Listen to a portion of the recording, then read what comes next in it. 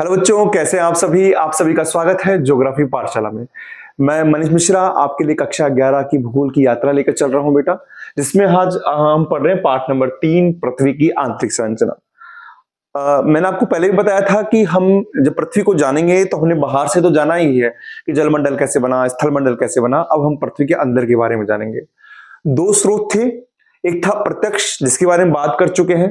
प्रत्यक्ष स्रोत जो खुद आकर बताएगा पृथ्वी के भूगर्भ में से कि हाँ भैया देख लीजिए मैं ऐसा हूं, या बाहर जो कोई हो, जिसमें धरातल चट्टानें हमने देखी थी, खनन चट्टानें देखी थी। खनन करते हैं जब समुद्री प्रवेधन, यानी समुद्र में अगर ड्रिलिंग कर रहे हैं, समुद्र में गहराई में आप प्रवेधन कर रहे हैं, जिसमें कोला क्षेत्र था आर्कटिक महासागर में, और ज्वालामुखी उद्गार की बात की थी। आज हम बात करेंगे अप्रत्यक्ष स्रोतों की। अप्रत्यक्ष स्रोतों की बात करेंगे कि उससे आंतरिक संरचना के बारे में क्या जानते हैं। देखिए, मैं आपको यहाँ पर बिल्कुल क्रिस्टल क्लियर करना चाहूंगा बेटा, किताब में जो एनसीईआरटी में दे रखा है उससे भी थोड़ा सा अलग बताना चाहूंगा, जिससे कि आपको चीजें बिल्कुल क्लियर हो। तो आज हम जाना चाहेंगे अप्रत्यक्ष स्रोत की। तो देखिए, आप यहां पर आइए। अप्रत्यक्ष स्रोत यानी एक, देखिए प्रत्यक्ष स्रोत तो ये होता है कि जो खुद आकर बता रहा है कि देखिए मैं ऐसा हूं, मुझे देख लीजिए आप, है ना। आप धरातल पर देख रहे हैं, खनन में देख रहे हैं। अप्रत्यक्ष स्रोत सीधे तौर पर नहीं होता है। ये ऐसे होता है कि जैसे मान लीजिए आप स्कूल के अंदर पढ़ रहे हैं, तो आप स्कूल के अंदर पढ़ रहे हैं तो आप केवल पढ़ने के हिसाब से नहीं जा रहे हैं, आप वहां पर अनुशासन भी सीख रहे हैं और भी चीजें सीख रहे हैं। यानी आप अप्रत्यक्ष रूप से पढ़ाई करने जा रहे हैं, लेकिन अप्रत्यक्ष रूप से अन्य चीजें भी सीख रहे हैं। तो अप्रत्यक्ष स्रोत क्या होता है, हम कर तो खनन कार्य रहे, जैसे आप बताएं अब चट्टानों को देखा तो आपने प्रत्यक्ष में कर लिया, लेकिन जब खनन में आप जाएंगे, पृथ्वी की गहराई में जाएंगे, तो अन्य चीजों को भी जानेंगे। तो आप अप्रत्यक्ष स्रोत में क्या पढ़ेंगे सर? हम ये पढ़ेंगे कि तापमान। तापमान एक ऐसा फैक्टर है जो हमको पृथ्वी के अंदर के पदार्थों की जानकारी देता है। कैसे देता है वो बताऊंगा मैं आपको।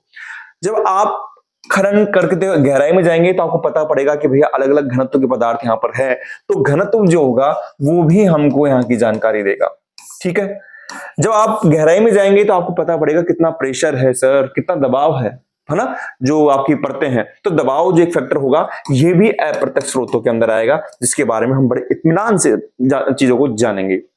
अच्छा, चौथा हम क्या लेंगे सर? चौथा हम लेते हैं भूकंप या भूकंपीय तरंगे, है ना।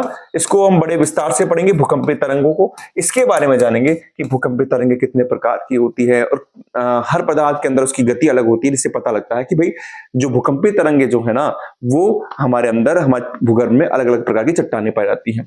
पांचवा हम जो लेंगे, यहां पर लेंगे गुरुत्वाकर्षण के बारे में सीखेंगे। किसके बारे में सीखेंगे? गुरुत्वाकर्षण के बारे में सीखेंगे।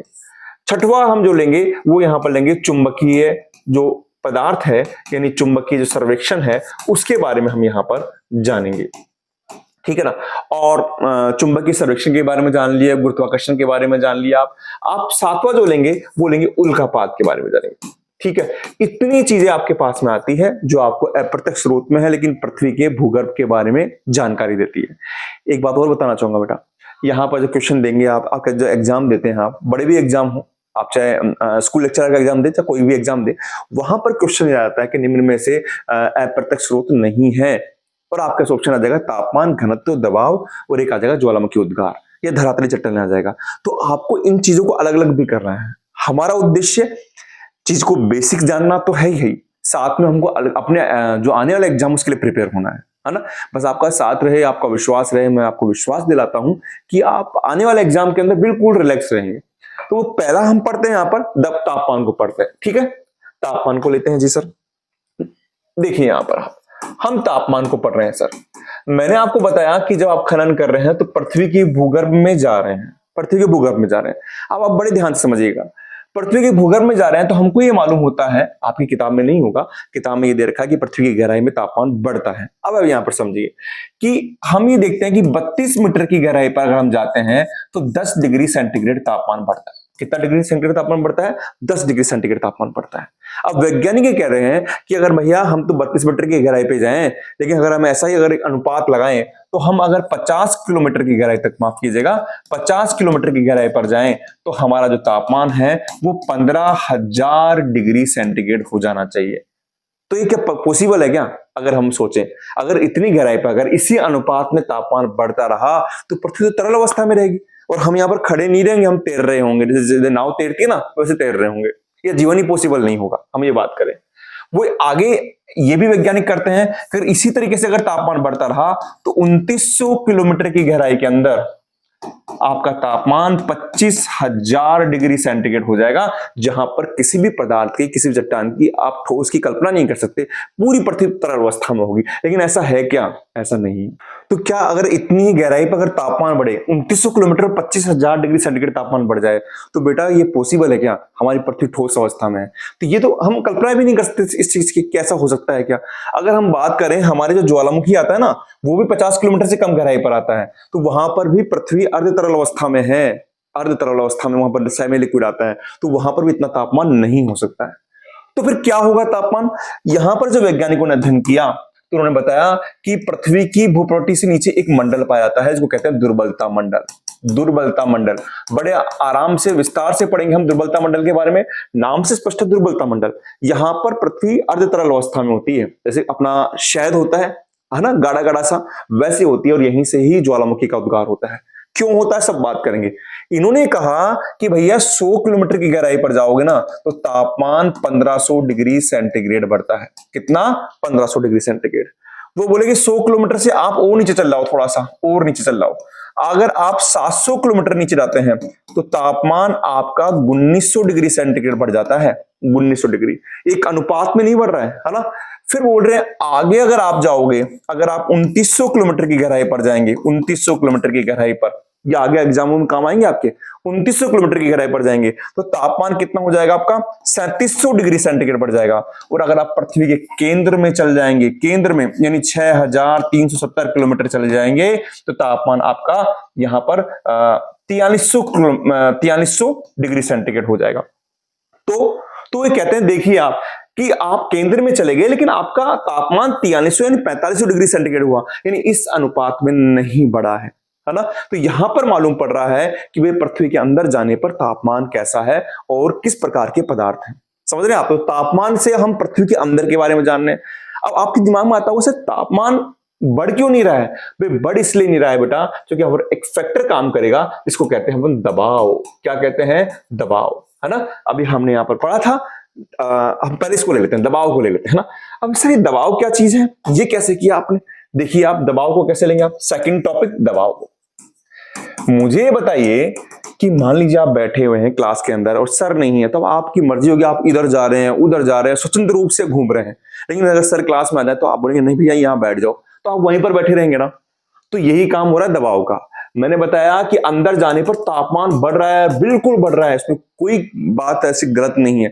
लेकिन ऊपर इन चट्टानों का, इन परतों का इतना प्रेशर है, इतना प्रेशर है कि ये चट्टाने, ये कण है वो दूर नहीं जा पा रहे हैं। इनको दबाव के कारण एक जगह बांधा जा रहा है। बात समझ रहे हैं आप? अगर हम बात करें बेटा, बड़े ध्यान से समझना, अगर हम बात करते हैं कि अगर पृथ्वी का तापमान इतना ही है तो 100%, 100% पृथ्वी अंदर से तरल अवस्था में होनी चाहिए थी। क्या होनी चाहिए थी? तरल अवस्था में होनी चाहिए थी, बिल्कुल कोई दिक्कत नहीं है। लेकिन तरल अवस्था में नहीं है। क्यों नहीं है? क्योंकि यहां पर जो भी परतें हैं, ऊपर की परतें हैं, उनका क्या है? प्रेशर क्रिएट हो रहा है, उनका क्या है? दबाव क्रिएट हो रहा है, दबाव क्रिएट हो रहा है बेटा, यहां पर दबाव क्रिएट हो रहा है। और दबाव क्या करता है? चट्टानों के कण को दूर जाने नहीं दे रहा, क्योंकि पिघलेगी ना तो उनका तो गुण है दूर जाना, है ना। पदार्थ द्रव अवस्था में आएगा तो दूर दूर जाएगा उसके कण, लेकिन वो नहीं जा पा रहे हैं। तो दबाव के कारण वो ठोस अवस्था में रहती है। वो क्या रहती है? ठोस अवस्था में रहती है। कौन? परतें, आपकी चट्टाने अंदर।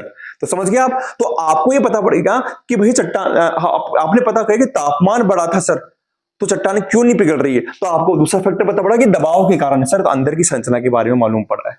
समझ रहे हैं आप? अच्छा, एक चीज और ध्यान रखना कि कोई भी वस्तु होती है उसका दबाव अधिकतम हो सकता है। एक सीमा के बाद में अगर आप दबाव बढ़ाएंगे तो टूट जाएगी, है ना। एक बात आप जानते हैं। लेकिन क्या होता है कि जैसे मान लीजिए कहीं पर भी, बड़े ध्यान समझना बेटा, कहीं पर भी अगर दबाव रिलीज होता है, जैसे यहां पर दबाव रिलीज हुआ है, यहां पर आपका दबाव कम हो गया, तो चट्टाने एकदम से पिघलेगी। आप ये मान के चलिए क्लास में सर बैठे हैं, क्लास में से सर वापस चले गए, बाहर चले गए, तो एकदम से बच्चे फ्री हो जाएंगे, कभी इधर भागेंगे कभी इधर भागेंगे, तो चट्टाने पिघलेगी। और ये कहां जाएगी? ये चट्टाने पिघल कर कहां जाएगी भैया? ये ऊपर जाएगी और ऊपर आकर यही मैग्मा और यही लावे का निर्माण कर देगी, है ना। तो ये दबाव से रिलेट करता है सारा कि ज्वालामुखी कैसे आते हैं, समझ रहे हैं आप। चट्टाने बिल्कुल प्रेशर में कर रखी है, लेकिन जैसे दबाव उठा चट्टाने पिघली और वो ऊपर की तरफ आ गई सारी, है ना, तो लावा मैग्मा बन गया। आप यूं समझ लीजिए पानी का पाइप होता है, पाइप में से पानी निकल रहा है, लेकिन कहीं पर आप छेद कर दीजिए तो पूरा पानी वहां से निकलने लग जाएगा, एक फुहारे के रूप में। पानी तो आपका पाइप तो यहां से निकल रहा है, लेकिन एक यहां से पानी निकलने लग जाएगा आपके पास में, ठीक है। तो ये एक तरीके से दबाव के काम करता है। तो हमने दो फैक्टर पढ़ लिए, पहला तापमान, तापमान से हमने ये जाना कि जब पृथ्वी का तापमान इतना तो पृथ्वी पिघली अवस्था में क्यों नहीं है, तो आपके दिमाग में आया दबाव के कारण नहीं है ना, और दबाव हटा तो ज्वालामुखी उद्गार हो रहा है। अच्छा, आगे तीसरा फैक्टर हम क्या पढ़ते हैं, तीसरा फैक्टर हम पढ़ेंगे इसमें घनत्व को पढ़ेंगे जी। किसको पढ़ेंगे, घनत्व को पढ़ते हैं। घनत्व बड़ा इंटरेस्टिंग चीज है बेटा, आपने घनत्व आपने साइंस भी पढ़ा होगा 9th-10th में। घनत्व बराबर क्या होता है, डेंसिटी बराबर क्या होता है, द्रव्यमान बटे आयतन होता है। यानी इसको हम प्रदर्शित करते हैं ग्राम पर सेंटीमीटर क्यूब से, ठीक है, आयतन को सेंटीमीटर क्यूब से कर लेते हैं। तो घनत्व क्या कहता है कि जब वैज्ञानिकों ने पृथ्वी के आपकी संरचना का अध्ययन किया, है ना, तो उन्होंने देखा कि यार यहां पर जो घनत्व मिल रहा है आपके परपटी पर यहां पदार्थों का, वो 2.7 ग्राम पर सेंटीमीटर क्यूब है, यानी आप मान लीजिए 2.7 है, ठीक है। और पृथ्वी का जो ओवरऑल घनत्व है वो 5.5 है। वो कितना है कि ओवरऑल घनत्व कितना है, 5.5 ग्राम पर सेंटीमीटर क्यूब है। तो उन्होंने कहा कि जब पृथ्वी का पूरा जो औसत घनत्व यहां पर है और भूप्रपट्टी का यहां पर है, तो अंदर केंद्र का घनत्व उन्होंने निकाला, वो है 11। कितना निकाला, 11। तो इसका मतलब उन्होंने कहा कि पृथ्वी के संपूर्ण जो धरातल है वहां पर अलग अलग प्रकार के पदार्थ पाए जा रहे हैं। क्योंकि धरातल के ऊपर तो घनत्व है 2.7, केंद्र में है कितना 11, और टोटल औसत कितना है 5.5। तो उन्होंने यहां पर निकाला कि इसका मतलब कि केंद्र पर घनत्व ज्यादा है, तो यानी भारी पदार्थ यहां पर है। भारी पदार्थ जैसे निकिल हो गया और आपका फेरियम हो गया, जो हमने बात की थी, आपसे पहले बात की थी, जब विभेदन की बात की थी ना, कि हल्के पदार्थ कहां चले गए, ऊपर आ गए, भारी पदार्थ नीचे आ गए, गहराई में आ गए। और यहां पर कैसे हैं, हल्के पदार्थ हैं। यहां पर कैसे हैं, हल्के पदार्थ हैं जो आपकी भूप्रपट्टी के ऊपर आ गए हैं। तो घनत्व से हमने क्या समझा, घनत्व को दिखता तो है नहीं, आपको तापमान को देखते हो भैया तापमान ऐसा है, दबाव ऐसा, दिखता तो नहीं है ना, ये तभी तो अप्रत्यक्ष है। तो ये घनत्व क्या कह रहा है कि भैया पृथ्वी का घनत्व, औसत घनत्व 5.5 है, लेकिन धरातल का चट्टानों को 2.7 है, केंद्र का 11 है। इसका मतलब कि वेरी कर रहा है, बदल रहा है घनत्व, यानी पदार्थ भी यहां पर बदल रहे हैं, पदार्थ भी बदल रहे हैं, केंद्र में भारी है और सतह पर हल्के पदार्थ है। तो घनत्व हमको ये बताता है, ठीक है। आगे आपने देखो हमने क्या क्या पढ़ लिया, हमने सर जी हमने तापमान पढ़ लिया, घनत्व पढ़ लिया, दबाव पढ़ लिया। अब सर हमको भूकंपीय तरंगे बताइए। बिल्कुल बताते हैं, भूकंपीय तरंगे बताते हैं आपको। फोर्थ लीजिए आप, देखिए भूकंपीय तरंगे अगर हम बात करें, ये एक तरीके से बेटा पृथ्वी की आंतरिक संरचना को ज्ञात करने का सबसे अच्छा माध्यम है। कैसे, देखिए भूकंपीय तरंगे वो 3 प्रकार की होती है, हम आगे पढ़ लेंगे। एक होती है पी प्राइमरी, एक होती है सेकेंडरी, और एक होती है एल यानी धरातल तरंगे। अब जो बेटा पी तरंगी होती है ना, ये अलग गति से चलती है, एस तरंगे अलग गति से चलती है, द्वितीयक तरंगे, और ये एल में चलती है। पी तरंगे आपके ठोस में भी चलती है, द्रव में भी चलती है, और गैस में भी चलती है। एस तरंगे क्या होती है, केवल ठोस में चलती है। तो जब ये तरंगे चलती है और वैज्ञानिक उनका अध्ययन करते हैं सिस्मोग्राफ से, तो वो क्या देखते हैं कि जैसे मान लीजिए यहां पर से भूकंप आ रहा है, तो देखते हैं कि कुछ तरंगे बिल्कुल सीधी जा रही है, तो यहाँ पर ठोस पदार्थ है, ठोस माध्यम है यहाँ पर। जहां पर एस तरंगे हैं वो बीच में गायब हो रही है, यानी यहाँ पर द्रव्य पदार्थ है। तो यानी भूकंपीय तरंगों से आप पृथ्वी की आंतरिक संरचना का बिल्कुल सटीक जानकारी ले सकते हैं। और हमने जो बताया है ना कि हमारे यहाँ पर घनत्व, हाँ भूकंपीय तरंगों घनत्व संबंधित अच्छा होता है कि जितना ज्यादा घनत्व होता है तो भूकंपीय तरंगें उतनी तेज गति से वहां चलती है। तो इस सारी आंतरिक संरचना का जो बिल्कुल एक सटीक विवरण दिया है भूकंपीय तरंगों ने दिया है, जिसके बारे में हम बड़े विस्तार से चर्चा करेंगे। लेकिन आप ये मानकर चलिए ये अप्रत्यक्ष माध्यम है। अच्छा, फिर अगला क्या है, अगला पांचवा क्या है सर जी, पांचवा आपको लीजिए उल्कापात। कौन सा लीजिए, उल्कापात लीजिए। ये उल्कापात क्या है सर, तो ये उल्कापात ये है, अगर आप थोड़ा सा ध्यान करिए, शुरुआत से बात करिए, हमने की थी कि भाई सौर मंडल का जन्म हो रहा था। तो सौर मंडल का जन्म होता है ग्रहाणुओं से। तो ग्रहाणुओं से क्या बन गए थे, धीरे धीरे ग्रह बन गए थे। हमारी पृथ्वी बनी थी, सूर्य भी बना था, अन्य ग्रह बने थे। लेकिन कुछ अलग जो अलग प्रकार के ग्रहाणु थे, कुछ अलग अन्य पदार्थ थे, वो अंतरिक्ष में छिटक गए, जैसे कुछ छिटक गए वहां पर। तो वो क्या है, उन्हीं को ये उल्कापात कहते हैं। क्या कहते हैं, उल्कापात कहते हैं। चूंकि ये पृथ्वी के निर्माण की प्रक्रिया के समय बने थे, तो यानी इनका पदार्थ और हमारी पृथ्वी का पदार्थ वो एक जैसा ही तो है या नहीं है? ये जरूर है कि अंतरिक्ष के अंदर हम पृथ्वी की बात कर रहे हैं, उल्कापात यानी जो मेट्रॉइड्स थे वो बने नहीं थे, तो वो बिल्कुल वैसे ही हैं। उनके अंदर भी वही चुंबकीय तत्व है, निकिल है, फेरियम है, आयरन है। तो जब ये पदार्थ हमारी पृथ्वी पर आते हैं, जूम करते हुए हमारी धरती पर आके गिरते हैं, तो हम इनका अध्ययन कर लेते हैं, और इनका अध्ययन करते हैं तो हमको पता चलता है कि पृथ्वी का क्रोड़ क्या होगा। क्योंकि ये पदार्थ क्या होते हैं, जब पृथ्वी पर आते इतने बड़े होते हैं, लेकिन घर्षण बल से होते होते होते बीच का क्रोड़ भाग यहाँ पर आ पाता है, और जिससे हमें पृथ्वी की आंतरिक संरचना का पता चल जाता है। ठीक है, तो ये उल्कापात तो बहुत अच्छी जानकारी देते हैं हमें, है ना। ठीक है, अगला देखिए आप, अगला हमारे पास में आएगा गुरुत्वाकर्षण। कौन सा? गुरुत्वाकर्षण। देखिए, गुरुत्वाकर्षण के बारे में यह है कि पृथ्वी के धरातल पर, देखो मैंने आपको पहले बताया भी था, हर पदार्थ का गुरुत्वाकर्षण होता है, और गुरुत्वाकर्षण डिपेंड किस पे करता है? द्रव्यमान पर करता है ना। अलग अलग द्रव्यमान का अलग अलग गुरुत्वाकर्षण हुआ। अब यहां से समझिए आप कि हमारी पृथ्वी पर गुरुत्वाकर्षण क्या है, ध्रुवों पर तो गुरुत्वाकर्षण क्या है हमारे यहां पर, अगर हम ध्रुवों की बात करें तो वहां पर तो ज्यादा है, जबकि आपके भूमध्य रेखा पर गुरुत्वाकर्षण क्या है, वो यहां पर कम है। क्यों है, इसको भी देखते हैं हम। हमारी पृथ्वी, इसको देखेंगे आप, पृथ्वी, और ये हमारा केंद्र भाग। अब आप देखेंगे यहां से केंद्रीय भाग से, जहां पर चुंबकीय तत्वों की ज्यादा है यानी भारी तत्व है, तो यहां से ध्रुवों की दूरी कम होती है, और जबकि यहां पर थोड़ी ज्यादा होती है। ठीक है ना। तो यहां पर जब यहां से खिंचाव क्या होगा, ज्यादा होगा। यहां पर आप जंप करेंगे, उछलेंगे तो सीधे आ जाएंगे यहां पर, तो यहां पर गुरुत्वाकर्षण बल ज्यादा है, जबकि यहां पर कम है ना। तो हम पूरी पृथ्वी का अध्ययन करते हैं तो वहां पर गुरुत्वाकर्षण बल अलग अलग जगह पर अलग अलग होता है। और गुरुत्वाकर्षण बल यानी गुरुत्वीय जो बल होता है ना, वो किस पर डिपेंड करता है? वो डिपेंड करता है द्रव्यमान पर, यानी पदार्थ की संरचना पर, पदार्थ की संरचना पर। बात समझ रहे हैं आप? एक बात, हाँ एक बात और बता देता हूं आपको। मैंने क्या कहा कि ध्रुवों पर गुरुत्वाकर्षण बल क्या होता है बेटा? क्या कहा? अधिक होता है सर। और भूमध्य रेखा पर गुरुत्वाकर्षण क्या होता है? कम होता है। इसी कारण ही जितने भी रॉकेट छोड़े जाते हैं ना अंतरिक्ष में, जो भी आपके उपग्रह छोड़े जाते हैं ना बेटा, वो प्रक्षेपण केंद्र कहां होते हैं? भूमध्य रेखा के पास में होते हैं, क्योंकि वहां पर से ही पहले से ही पदार्थ को बाहर जाने की बाहर जाने की क्या होती है, वहां पर एक क्षमता होती है, वहां पर गुरुत्वीय बल काम करता है। इसलिए सारे आपके जो प्रक्षेपण केंद्र भूमध्य रेखा के पास होते हैं, ध्रुवों के पास में नहीं होंगे। और कारण क्या है कि ये यहां पर इसके पास में दूरी कम होती है, इसके पास दूरी ज्यादा होती है। अब मैंने क्या बताया, चूंकि गुरुत्वीय बल होता है वो पदार्थ की संरचना पर निर्भर करता है। हर अलग अलग पदार्थों के जगह पृथ्वी में अलग अलग गुरुत्वीय बल पाया जाता है, और इसी की जो विभिन्नता होती है उसको हम क्या कहते हैं? गुरुत्वीय विसंगति कहते हैं। क्या कहते हैं? गुरुत्वीय विसंगति कहा जाता है। तो गुरुत्वीय विसंगति क्या होती है? गुरुत्वीय विसंगति का मतलब होता है कि पृथ्वी के अंदर अलग अलग पदार्थों की संरचना में अलग अलग प्रकार का गुरुत्वीय बल पाया जाता है, जिसको हम गुरुत्वीय विसंगति कहते हैं।